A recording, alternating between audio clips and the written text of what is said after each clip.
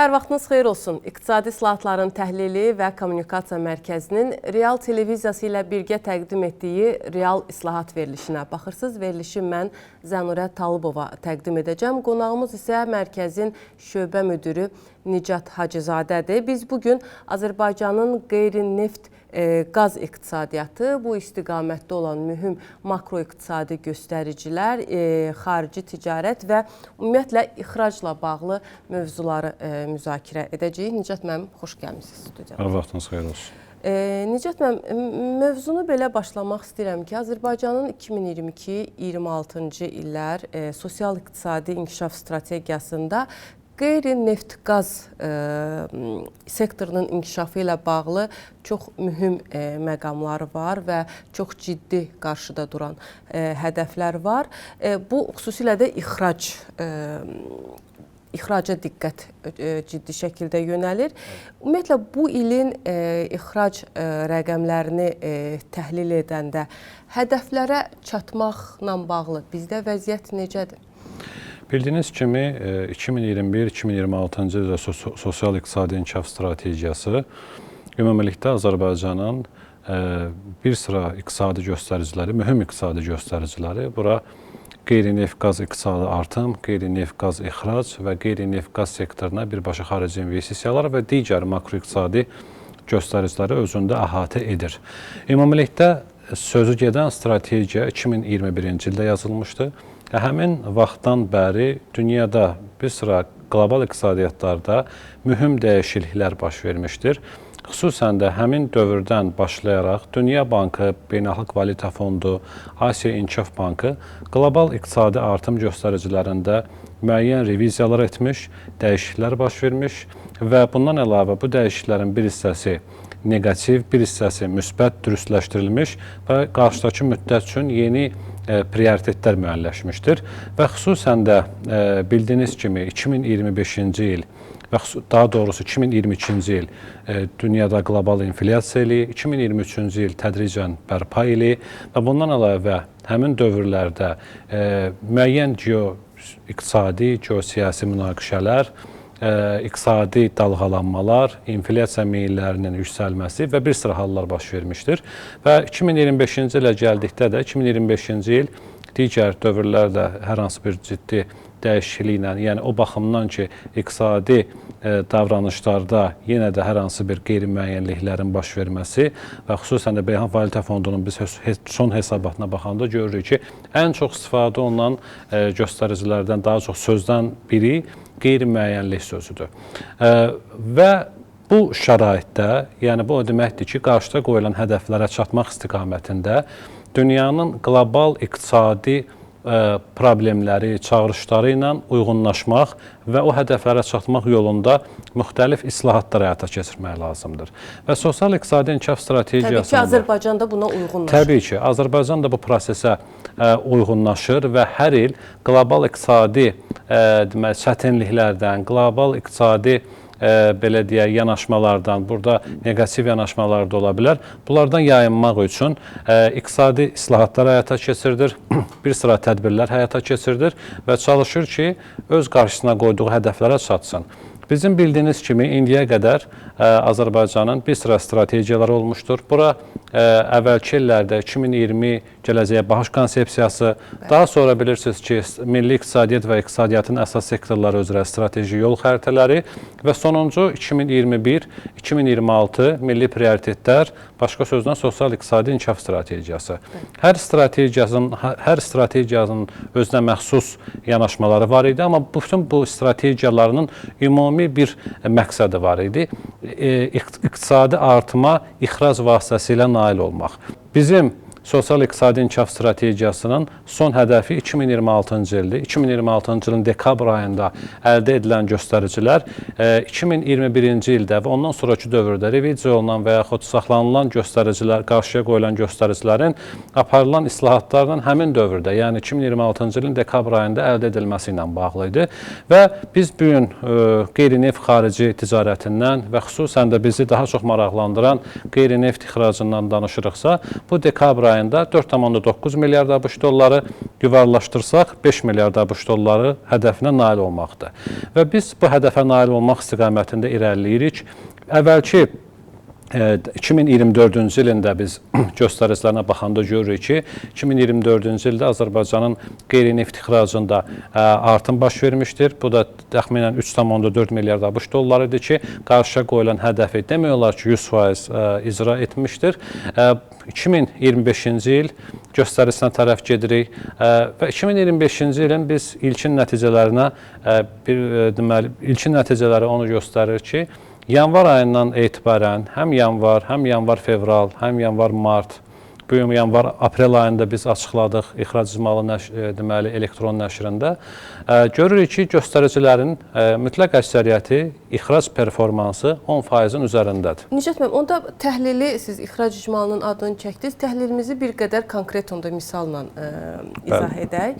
İqtisadi İslahatların Təhlili və Kommunikasiya Mərkəzi artıq 7 ildən artıqdır ki, mütəmadi olaraq aylıq ixrac icmalı təqdim edir və bu icmalda biz məhsullar üzrə, ixrac coğrafiyası üzrə, ümumi artım üzrə və digər bir çox sahələr üzrə, yəni əhəmiyyətli maraq dairəsində olan rəqəmlər təqdim edirik. Burada əsas iki məqam diqqət mərkəzində olur.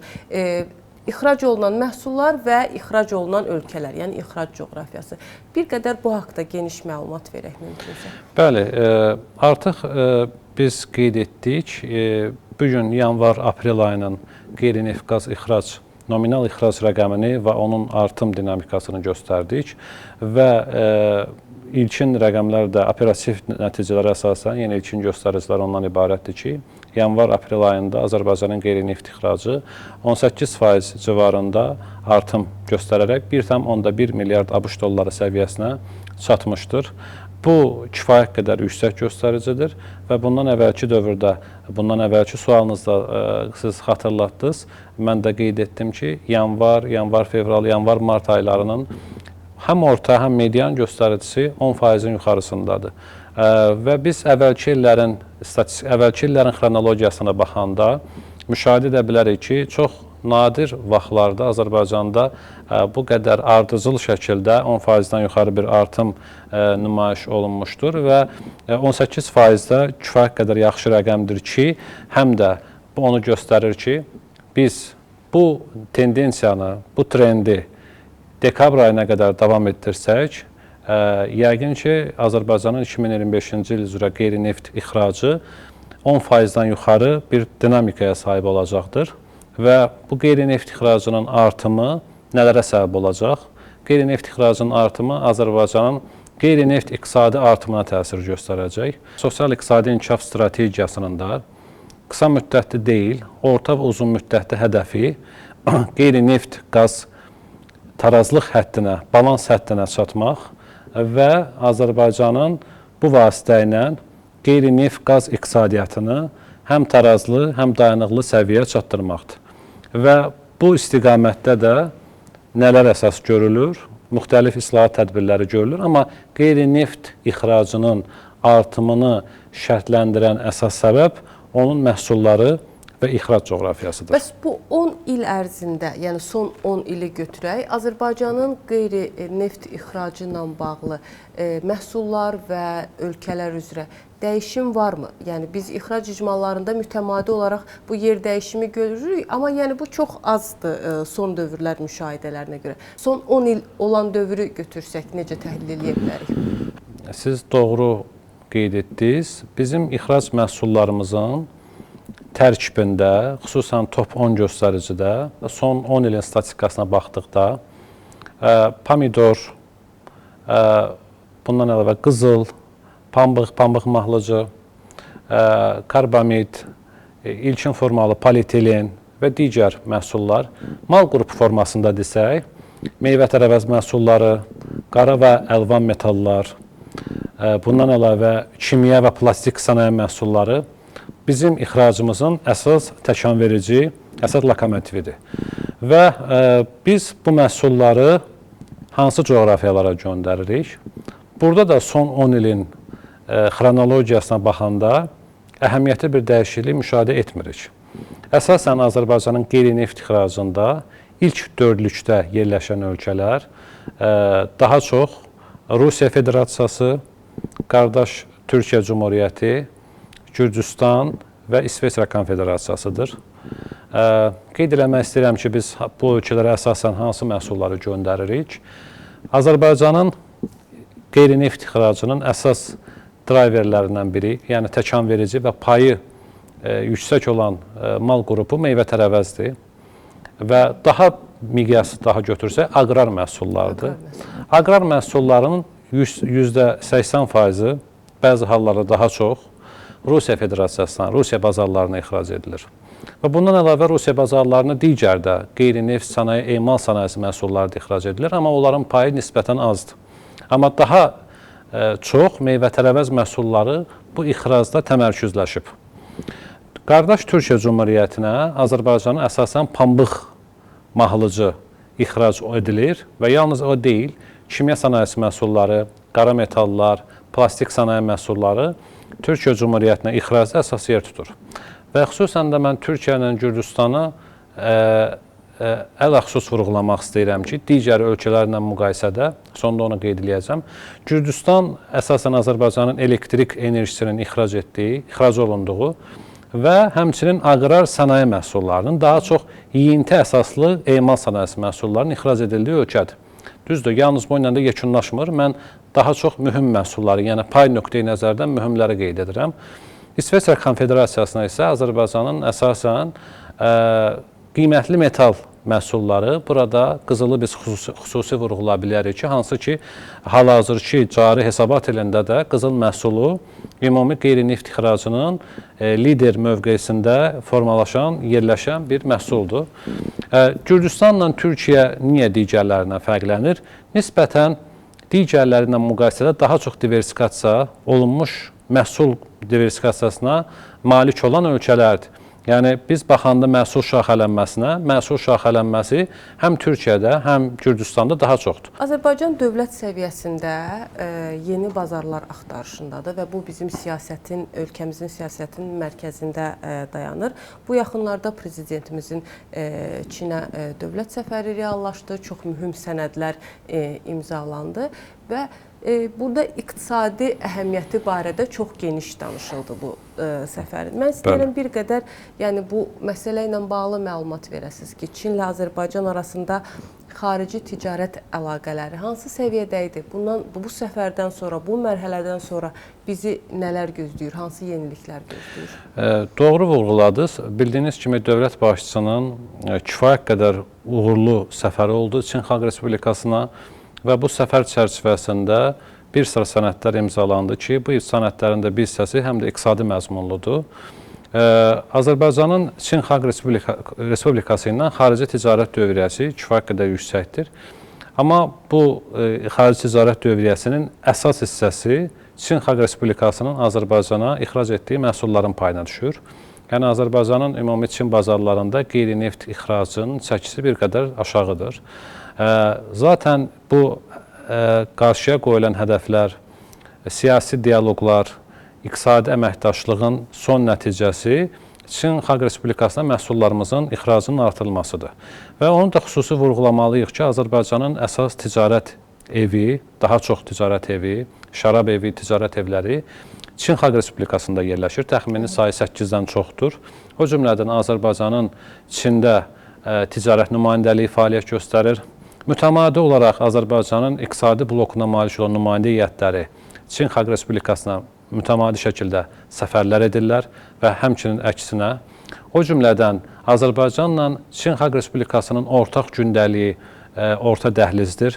Orta dəhlizin əsas hədəfi ondan ibarətdir ki, Çin Xalq Respublikasında istehsal olunan məhsulların Avropa bazarlarına çıxış imkanlarında Azərbaycanın orta dəhliz mövqeyində yerləşməsi və bunun Avropa bazarlarına Çin məhsullarının ixracı üçün əlverişli mühitə malik olmasıdır. Və əsas gündəlik bundan ibarətdir. Yalnız bu çərçivədən əlavə Azərbaycanla Çin arasındakı iqtisadi məzmun yalnız tranzit gündəliyi ilə də kifayətlənmir. Burada digər məsələ də həmin dəhlizdən istifadə edərək Azərbaycan öz məhsullarını Çin bazarına ixrac etsin. və bizim bunun üçün kifayət qədər imkanlarımız var. Ümumilikdə biz Cənubi Qafqaz ölkələrinin ixracına baxdıqda demək olar ki, eyni mənşəli məhsulların Çinə ixracını görürük. Çinin ümumilikdə ixrac, daha doğrusu ithal strategiyasında şaxələnmə var.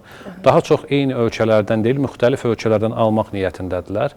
Və Çinin digər ölkələrdən də fərqi həm də ondan ibarətdir ki, Çində baş verən iqtisadi artım həm də Azərbaycanın qeyri-neft ixracına təsir göstərə bilər. Həm də Azərbaycan marağında. Bəli, həm də Çinin biz nəzərə alsaq ki, əhali nöqteyi nəzərdən 1,5 milyarddan yuxarı bir alıcılıq qabiliyyətinə malik bir ölkədir və Çin bazarı elə bir bazardır ki, ora Azərbaycan istənilən məhsulla daxil olsa və orada əlverişli və səmərəli bir marketinq fəaliyyəti həyata keçirsə, Azərbaycan məhsulları üçün kifayət qədər yaxşı bir mövqeyə malik ola bilər. Zaten Azərbaycanın son illərdə, əvvəlki illərdə biz daha çox ixracında görürdük, neft kokusunun ixracını daha çox görürdük Çinə. Amma biz son 5 ilin tendensiyasına, ixrac tezliyinə baxanda burada biz kimya sənayesi məhsullarının, plastik kauçuk sənaye məhsullarının, o cümlədən spirtli və spirtsiz işçilərin, o cümlədən biyan kökünü və digər məhsulların ixracını biz müşahidə edə bilirik və biz əminik ki, və Çin bazarı Azərbaycan qeyri-neft ixracatçıları üçün ən əlverişli bazardan hesab olunur. Çünki bir növ uzaq bir məsafədə də yerləşmir. Mərkəzi Asiya bazarları üzərindən çıxmaq mümkündür. Geniş, rahat absorpsiya etmə qabiliyyətinə malikdir və mən inanıram ki, burada əsas məsələ Azərbaycanın qeyri-neft sənaye istehsalının artımıdır. Yəni bizim qeyri-neft ixracının sənaye istehsalı artarsa, geniş şaxələnərsə, biz Çin bazarında da öz mövqeyimizi möhkəmləndirə bilərik. Nicat müəllim, son günlərin digər əhəmiyyətli məsələlərindən biri də İran prezidentinin Azərbaycana səfəridir. Bu iki ölkə arasındakı münasibətlər inkişaf mərhələsindədir. Bəs xarici ticarət əlaqələrlə bağlı nə deyə bilərik? Yəni bu iki ölkə və qonşu ölkə arasında iqtisadi münasibətlər, ixrac imkanları hansı səviyyədədir? Bildiyiniz kimi Azərbaycanla İran İslam Respublikasının ortaq iqtisadi xüsusiyyətlərindən biri hər iki ölkənin enerji ölkəsi olması, hər iki ölkənin qeyri-neft qaz iqtisadiyyatını, qeyri-neft qaz ixracını artırmaq hədəfi və o cümlədən hər iki ölkənin qeyri-neft qaz sektoru ilə, yəni iqtisadiyyatın diversifikasiyası ilə bağlı hədəfləri var. Azərbaycanla İran İslam Respublikası arasında xarici ticarət dövriyyəsi də kifayət qədər yüksəkdir və bizim artıq qeyd etdiyimiz Çin Xalq Respublikasının kimi İranın da İranla xarici ticarət dövriyyəsində də daha çox pay İranın Azərbaycana ixracının üzərinə düşür və daha çox ixracda əsas pay onlar tuturlar amma yalnız İranın Çin iqtisadiyyatından fərqli xüsusiyyəti var. Çin daha çox liberal yönümlü, daha çox iqtisadi xarici ticarətin liberallaşdırılmasını hədəfləyirsə, İran İslam Respublikası uzun illər qərb sanksiyalarından dolayı daha çox mühafizəkar, konservativ siyasət həyata keçirməyə meyillidir. Bu nə deməkdir? Bu o deməkdir ki, İran iqtisadiyyatı daha çox daxili tələbi yerli istehsal hesabına həyata keçirilir və nəzərə alsaq ki, qeyd etdiyimiz sanksiyalardan dolayı uzun illər İranın milli valyutasının digər valyutalar qarşısında ucuzlaşması və əksinə qeyd etsək, həmin valyutaların İran valyutası qarşısında bahalaşması İran bazarına daxil olmağın bir qədər rəqabətçi qabiliyyətliyini azaldır, yəni digər ölkələr üçün. Çünki həm İran öz iqtisadiyyatını, öz daxili tələbini daha ucuz yerli məhsullarla təmin edir. Bu da digər ölkələr üçün müəyyən çətinliklər yaradır. Amma buna baxmayaraq, Azərbaycanın İran bazarlarına çıxış imkanları da genişdir. Burada yalnız iqtisadi imkanlardan biz qeyd etmirik. Misal üçün, ticarət proseslərində əsas önəmli məsələlərdən biri ticarət danışıqlarının asan və rəvan həyata keçirilməsidir. Bildiyiniz kimi, İran İslam Respublikasında dövlət dilindən əlavə əhalinin bir hissəsi də Azərbaycan türkcəsində danışır və bu nəzərə alsaq, bu da ümumilikdə ticarət proseslərində danışıqların daha rahat həyata keçirilməsində, asanlaşmasında öz rolunu oynayır və bu da yenə də Azərbaycan məhsullarının İran bazarlarında daha rahat satılmasına kömək edir. Bəs bundan sonraki mərhələdə bu necə dəyişə bilər? Təbii ki, bundan sonraki mərhələdə də Azərbaycanın artıq qeyd etdik, biz sənaye istehsalının şaxələnməsi, İran bazarındakı boşluqların tapılması, hansı ki, o boşluqlar həm qiymət nöqteyi nəzərdən sərfəli olmalıdır. Qeyd etdiyimiz artıq ki, həmin ölkənin spesifik xüsusiyyətlərindən biri daha ucuz məhsullarla yerli daxili tələbatı qarşılamaqdır. Bu baxımdan Azərbaycan sənaye istehsalında daha innovativ, daha ucuz məhsulların hazırlanaraq İran bazarlarında pay tutmaq və İran bazarlarına genişlənmək imkanları var.